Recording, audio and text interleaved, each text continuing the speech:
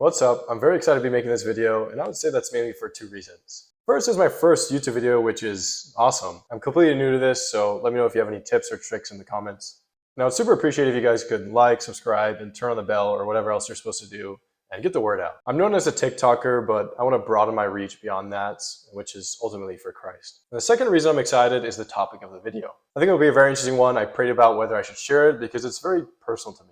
The story I'm about to share has been told to, very, very few people. But God has really changed my life in a dynamic way. And so I think it's really good to share that with you guys. I hope it will encourage at least some of you. That's my goal. Anyways, that's my introduction for now. By now you might be thinking, all right, Brooks, let's hear it. So let's get into the story. This story begins when I was 15 years old. I would say I had a good childhood. I have 3 brothers, so that's always fun. And my parents did an amazing job raising us. My parents are strong Christians and they always wanted us to follow Christ, but it was never forced on us. And up until 15 years old, the Christian faith that existed in my household, I would say was not definitively my own. I participated in the typical Christian life, like many Christians, but there wasn't a lot of realness or substance behind them. Then this is where the story gets more interesting. Things began to change in February of that year. My body started to act differently. My health began to decline. The symptoms I started to experience at the beginning was very slow. I think most kids wouldn't have noticed, but at the time I was a very anxious person. So my health continued to decline. I would experience more pain, fatigue, loss of appetite, weight loss, and even more. It seriously began to destroy my daily life. I remember in March, I was working on my family's land. I had to stop every 5 minutes because of my pain and exhaustion. During this time, I lost a lot of weight. I'm already a pretty skinny guy, but I was around 6'2" and 165 pounds. And then by the end of it, I was 125 pounds. One of my friends remarked that it looked like I had been in a concentration camp because he could see every single rib from my back. I could go into more detail, but I wanted to just give you all a quick picture of what my physical situation was. So with that difficult situation ongoing, you can imagine that my mental and spiritual outlook was pretty bad. From the moment my symptoms began, I began to question the God that was supposedly loving and caring. And this wasn't just out of nowhere. I had other struggles with my health and 2 other autoimmune diseases. Autoimmune diseases are particularly interesting because they're like a silent disease. A lot of the time it's hard to tell that people have them, but it's a real suffering. I just empathize with so many people with health struggles and especially autoimmune. So yeah, it was like, yet again, here I am. Why would a good God allow this suffering? The age-old question came into my mind. And I wondered about the explanation because the suffering I was experiencing has been rampant throughout history. Why do so many people suffer? So because of that reasoning, I began to read philosophy of religion. And I had some encounter with theistic philosophers and apologetics, but I was most interested in counter-apologetics. I wanted and sought after well thought out reasons to abandon God. So my reading of atheist philosophers caused me to debate myself in my head. And my thinking began to shift from why God to there is no God. And even more bitter than that, if there is a God, he is not worthy of worship. If you know a little bit about me, I debate atheists, and it's super ironic looking back because I debate atheists with the same mindset, and I think it's irrational. Yet at the same time, that was me, and I empathize with that because certain situations can make you think emotionally and not purely in a rational way. So that was my mindset and my health, and they just worsened and worsened. In the beginning of March, I went to the doctor, and they weren't sure what was going on. They couldn't figure it out. And towards the end of March, my health was at its worst, and I eventually passed out because of blood loss, and so I was rushed to the ER by my mom. And again, my view of God, my bitterness against God was at its peak. This was the start of 7 days in the hospital. So I arrived to the ER, frail and weak, and they assigned me a gastrointestinal doctor based on the fact that he was on call. And he was one of 8 doctors at the hospital, and I'm noting this because it becomes important later. So the first few days of the hospital were really rough, but eventually it started to improve because of the steroids they gave me. Yet that came with its own side effects. So for the first 6 days, it was a lot of tests and procedures to figure out what was wrong with my body. I remember seeing a lot of different doctors, including a psychiatrist, because there's such a high prevalence of depression among patients with the disease I have. I'm done with God at this point, but things change in the matter of seconds. On the last day, my doctor gave me my diagnosis and treatment plan. And this is the same doctor that I was randomly assigned because he happened to be on call. So anyways, he came into my room in a gentle way, and he immediately gave me my diagnosis. He described how it would be a lifelong battle. I don't know exactly what I expected, but I didn't think it was going to be that bad. I knew I was suffering a lot, but a lifelong battle hurt. Every word he said pierced my heart. I couldn't understand that in my mind, the rest of my life was going to be miserable. I was being hit with a bag of bricks over and over, every sentence he said. It just was all negative. It felt like a nail in the coffin for any amount of faith that I had left. But then moments later, he says, I'm a Christian, so I want to care for you physically, but also spiritually. The moment he began speaking those words, my heart melted. It was like there was a light shining on him, and his words were the only thing that existed in that moment. And then he pulled out his Bible and began reading a passage. I don't really remember all that he read from the passage because something started happening to me physically.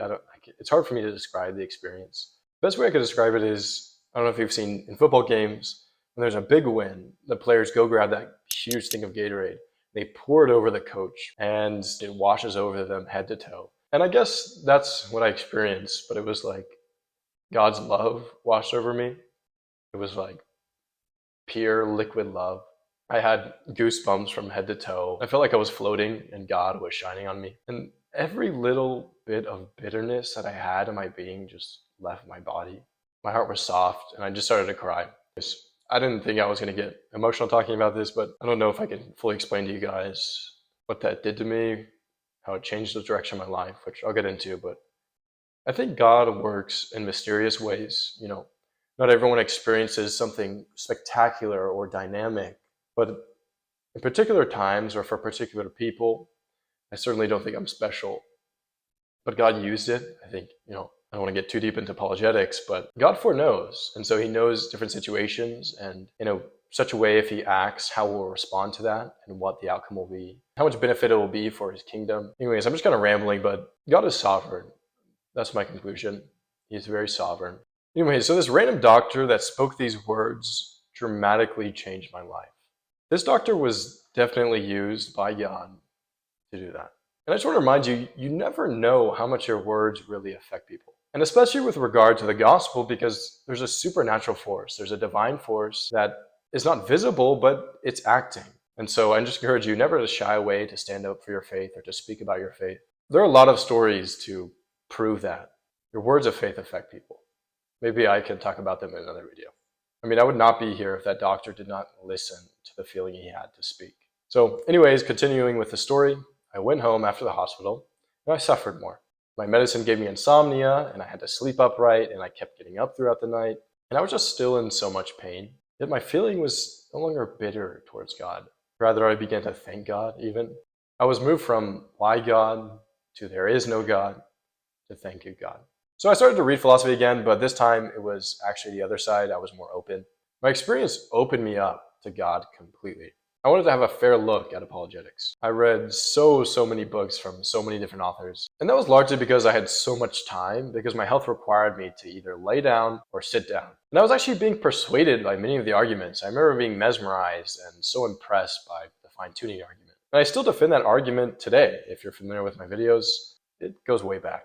Then I got into historical apologetics and I soaked it up. And then responses to the problem of evil and divine hiddenness and biblical difficulties, and I could go on. I just dove in and I was convinced. And so from that, I wanted to start showing other people that there are good reasons for the faith, which led to me praying to the Lord that I wanted to be useful and praying for a way for that to happen. It wasn't a very specific prayer, but I just wanted to be useful in whatever way I could. And I guess that was my main prayer a lot of the time. I wanted to be useful because I was full of gratitude. The Lord gave me hope. He saved me out of this hole. He showed me that there are good reasons. Anyways, I could go on, but I wanted to help people see that there are rational reasons for the hope within me. And I did have a dynamic experience, but I was convinced that there were reasons beyond my experience, good, rational reasons to accept the faith, to understand that faith is true. So eventually, after a year of study, the Lord answered my prayer. I randomly found an app on the App Store that was made to just talk to other people. And so when I first got into the app, I found a live stream called Christianity Questions. And so I joined and I wanted to talk to the host, and I got up there, talked to him. He immediately brought me on as a co-host. I began to preach the gospel, answer questions about the faith, and even debate people online, which of course only fueled me to read more and more and more. I wanted to be able to persuade anyone and answer any question. And my health at this time was still a struggle, but it was much better. And because my health was a lot better, I had the energy to do it every night, and all the way to 2, 3, 4, and even 5 a.m. sometimes. The average live stream usually had around 100 viewers, but sometimes it got up to even 500. Through this experience, I learned so much, and I was able to see so many people meet the Lord in a dynamic way. So many people heard the gospel and accepted it. I have a lot of stories I could tell. And this is where I saw firsthand that the mind penetrates the heart. What I mean is, many people are closed off to God because of their reasonings and arguments and things of that nature. And when I was able to argue against that, to break down those walls, they opened up to God, and God was able to change their heart. I'll tell you all just one quick story. Basically, this person was a theistic Satanist, which meant they believed Satan existed and they wanted to serve him. They believed it because they prayed to Satan and actually received things that they prayed for. And so that was the basis for their faith in Satan. But anyways, we just faithfully answered their questions, and I debated them many times about the truth of Christianity and the truth of God's existence. So we would preach the gospel to them a lot, and we would have a lot of conversations. And at first they were very bitter. He would cuss us out, and I won't get into it, all sorts of things. But over several months, God began to work. He transitioned from bitter to open, just as I did. I saw a lot of myself in that. I never worshipped Satan, but I understood the transition and I empathized. Eventually, they accepted the gospel. They were moved. God worked in their heart. And it's a marvelous testimony. After around 6 to 9 months, it fizzled out, but someone encouraged me to keep going on TikTok. I wasn't too sure about the idea, but I thought I would try it out. So I started out and it was pretty slow, but then I had a video of me refuting a Muslim get 40,000 views. And from that moment, I realized I could reach so many people. So from then on, I dedicated myself. I wanted to defend the faith and reach people in my defense. And within the last year, I've accumulated 150 million views. That feels surreal to say, but I'm so grateful. I'm thankful for all of you and all of your support and even joining me on this journey on YouTube. I want to help people. I want to encourage Christians. I want to strengthen the faith of Christians. And I want to help unbelievers. I want them to see the truth of the gospel, that they can be saved. I want to help people feel the help that God has given me. I want people to see that there are good reasons to trust God no matter what you're going through. God has a plan for your life, even when your life seems purposeless. God cares about you, even when your suffering seems endless. God is always a source of hope, even when you feel hopeless. God's promises are true, even when you doubt them. God is present, even when you feel alone. And God heals, even when you feel unhealable. That's what you need to know. That's what you shouldn't forget. And that's the story of how God changed my life. Whew, how did I do? I'm not used to this, but I would say I enjoy it. What other videos would you guys like to see? I know this isn't my usual type of video or formats, but I think it's important. And I hope it encouraged at least some of you. Like I said, that's my goal. And let me know what you guys think of this setup. Does it look like I'm being interrogated, or I don't know. But for other content, I'm currently thinking about refuting long form videos. So it's like my usual content, just 10 minutes plus. And also I'm thinking interviews, podcasts, live debates on campus, answering questions. And I think doing YouTube will really allow me to collab with other creators. So who would you guys like to see? Let me know what piques your interest, because I really want to know. So that's a wrap. Thank you guys so much for watching and listening all the way through. Let me know what you think. Hit all the buttons you're supposed to or whatever. God bless.